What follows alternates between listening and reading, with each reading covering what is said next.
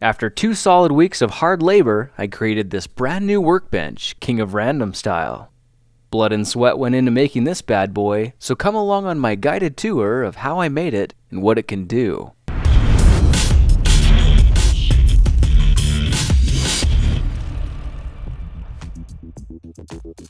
I previously built a workbench prototype to see what features I liked before I built the real deal. This upgraded version has easy access electrical power, a built-in router station, high pressure air, and emergency fire equipment.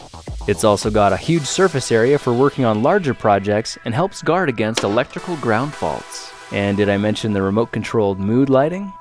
I needed a solid workbench with built-in power for electrical experiments and a router station for woodworking projects.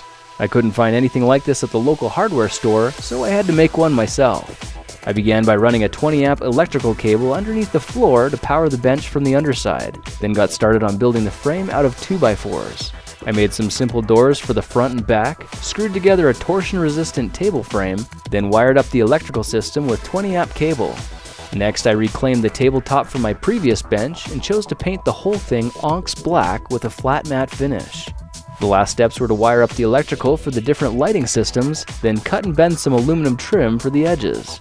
Now that it's all put together, let me show you some of the extra features. The electrical power starts with this surge-protected power bar. This is the master switch for the entire project bench, and it helps protect sensitive electronics from power spikes. When the switch is off, there's absolutely no power whatsoever, but when the switch is on, you can see that anything plugged in is fully functional. However, the power stations all around the bench only work if this 20 amp cable is plugged in and turned on. You can see the cable runs directly to a secondary master switch, which is activated on a timer. This way, if the station is left unattended, the power shuts off automatically when the time runs out. The secondary switch feeds power to a 20 amp ground fault circuit interrupter switch. This monitors for faults in all of the accessory outlets and can trip off the power instantly if a ground fault occurs. The GFCI runs in series with 8 paralleled power outlets around the bench, 6 of which are fitted with diamond-plated aluminum trim. I checked each connection to make sure they are properly connected and grounded, and you can see the outlets turn on or off with the flip of a switch. Now if you look closely, you may have noticed a hidden outlet on the underside of the table. This one doesn't have a switch because it's constantly hot as long as the timer switch is powered up. You probably saw that the edges are finished with diamond-plated aluminum as well, and secured in place with hundreds of truss head screws. All of this aluminum trim was cut from a 4x8 piece of sheet metal using nothing but a humble jigsaw. I fashioned a little form for bending them to 90-degree angles out of a length of 2x8 and an old door hinge. As you can see, it did a pretty good job. I built cabinet doors on the front and back which allow easy access to plenty of cabinet space. The magnetic catches on the sides help hold the doors securely in place, and you might have noticed that I sanded the edges to give them a slightly distressed look. Now if we take a look inside the cabinet areas, you can see I lined the bottom with a plastic runner. That's to make it look a little more finished and a bit easier to clean.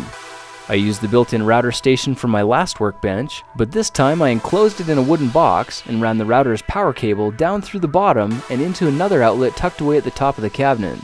This outlet is controlled by a switch that you might be able to see if you look to the top right of the sign. The guarded switch operates the router safely and from a distance, and snaps back to the off position to power down the system on demand. The other switch operates the back lighting, and you can see the forward position turns one light on, while moving the toggle switch to the back position will activate them both, effectively doubling the light. I finished up by painting my bench vise yellow, bolting it down with 4-inch lag screws, and as you can tell, this isn't going anywhere. I'm pretty excited about all this workspace because it's over 6.5 feet long, 4 feet wide, and just over 3 feet tall. A few other features to see are this plastic grommet on the side of the bench, which gives easy access to my air compressor, a fire extinguisher station, and a custom lighted sign for effect. The back of the bench is where I hid the dimmer switch that gives control of the LED sign lighting.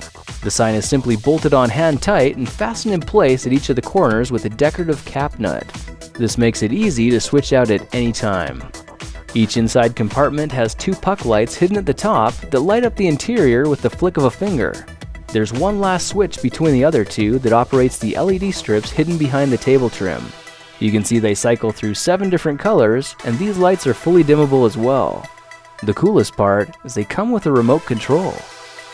Well, there you have it, the new King of Random project station, which should make dangerous experiments a little bit safer and hopefully do it in style. That's it for now. If you like this project, perhaps you'll like some of my others.